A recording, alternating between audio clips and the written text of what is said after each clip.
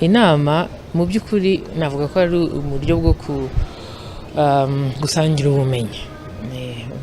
Hari abaprofeseri, abantu b'inararibonye mu buryo bw'imyigire, kwiga bigezweho n'ibindi, baje guteranira hano i Kigali.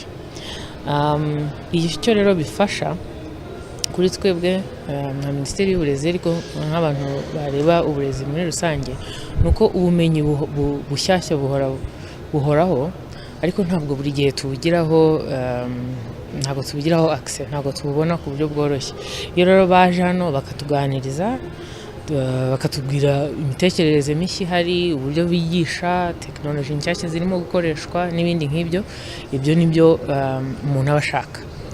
Muraza kubona ko abitabiriye cyane ni abarimu muri kaminuza, ni abarimu mu mashuri asanzwe, kugira ngo bumve ese abandi bo mu bindi bihugu baratekereza iki. Iyo bavuze kwiga cyangwa se kwigisha uyu munsi bikorwa bite, navuga ko ari aho ngaho. Uyu munsi rero bisanze duhagaze he? Navuga ko ikintu kimwe mu Rwanda dufite twishimira ni uko uyu munsi umwana wese ajya mu ishuri. Icya kabiri ariko kandi ni uko ibijyanye na tekinoloji mu mashuri nabyo navuga ko bimaze kugera hafi mu mashuri yose. Bivuze iki rero? Bivuze ko mu gihe ibyinshi twafataga umwanya munini wo kubigeza mu mashuri, ubu bisigaye bitworohera kuko n'ikoranabuhanga risigaye ryarabyoroheje.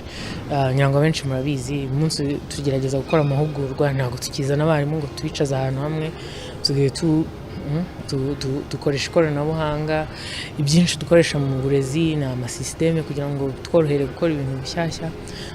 Navuga rero ko mu by'ukuri ku rwego rw'uburezi duhagaze neza, igisigaye noneho no kubijyanisha n'ireme ry'uburezi. Akenshi na kenshi iyo turimo kuvuga impinduka zigenda ziba muri tekinoloji, kenshi na kenshi usanga urwego rw'uburezi rusa nk'urusigara inyuma. Iyo tuvuga ubwenge buhangano, ikibazo cya mbere umuntu wese yibaza, aravuga ko abarimu bagiye kubura akazi kubera ko bigiye kujya ubwenge buhangano bugiye kujya bwigisha. Ariko mu by'ukuri nk'uko mwabibonye mu biganiro, ntabwo ariho isi igana. Isi ntabwo igana kuvuga ngo abarimu bavuyeho, ahubwo isi iragana kuvuga ngo ni gute abarimu bari bukoresha ubu bwenge buhangano kugira ngo noneho bigishe neza kurushaho. Uyu munsi rero natwe navuga ko ariho turimo kugana.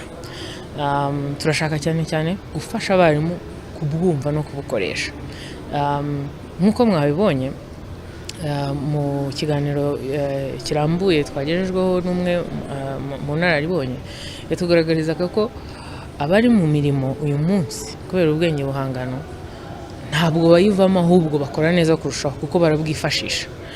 Ikibazo kiri mu bashyashya, mu batangira. Aho rero niho tugomba kureba. Ni ukuvuga ngo abana turimo kwigisha uyu munsi, ejo n'undi nibajya hanze mu kazi, ese imirimo bazasanga ni iyihe? Kuko aho niho bigaragara. Abatangira ntabwo barimo kubona imirimo, ahubwo abari mu mirimo bo barabasha gukora kandi bagakora mu buryo bwiza kubera ko ubwenge buhangano buhari. Mu rwego rw'uburezi rero biratugarura kukumvisha cyane mwarimu ko ari we fatizo. Ntawe uri bumusimbure, nta kiri bumusimbure, ahubwo ni ugute yakwifashisha ubwenge buhangano kugira ngo abashe kwigisha neza, ntabutinye, ntabuze abanyeshuri kubukoresha, ahubwo ni gute agiye kubukoresha kugira ngo mumufashe kwigisha neza no gusobanura ibyo yigisha.